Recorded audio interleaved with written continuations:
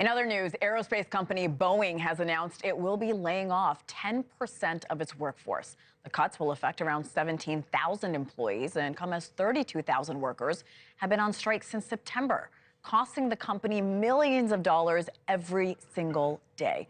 News Nation's Caitlin Becker is here with more. Good morning, Caitlin. So what has the company cited as the reason for this layoff of 17,000 people? A lot of people, Henna, and the hits just kind of keep coming at Boeing.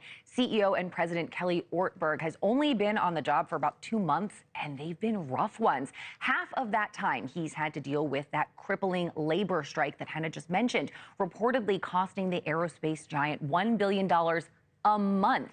And the company is continuing to deal with production issues and major financial challenges.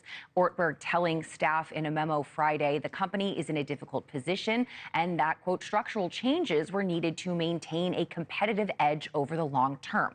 Now, these job cuts will take place in the coming months, and they're going to run the gamut. Executives, managers, and assembly line employees will all be impacted. Some 170,000 workers are employed by Boeing across the globe, but the lion's share of them work at manufacturing facilities here in the U.S. Now, along with the layoffs, the airplane manufacturer is also delaying the launch of its largest airliner, the new 777X jet, and is going to discontinue the 767 cargo plane. Now, this announcement, just the latest in a setback for a company that has been dealing with issues for years. Now, one of the biggest issues we would be remiss not to talk about, we've reported on it extensively, it's the door panel that you see here. It blew off that Alaska Airlines flight mid-air.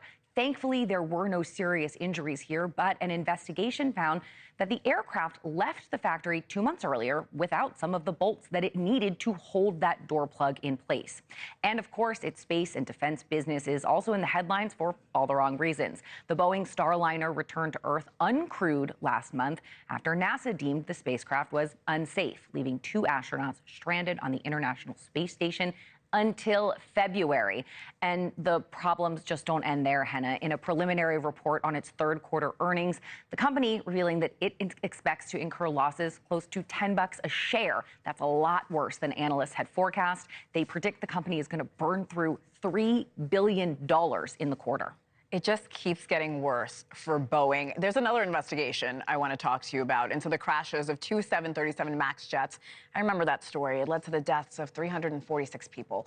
Now, for our viewers, a judge heard arguments Friday, but has not yet accepted Boeing's guilty plea. So, Caitlin, what do we know about that case? You know, Henna, this plea isn't going over well with those who were impacted by the accident. Boeing agreed to plead guilty and pay a fine for conspiracy to commit fraud in connection with those MAX jets. But the relatives of the hundreds who died, they want the plea agreement thrown out, and they want Boeing to go on trial.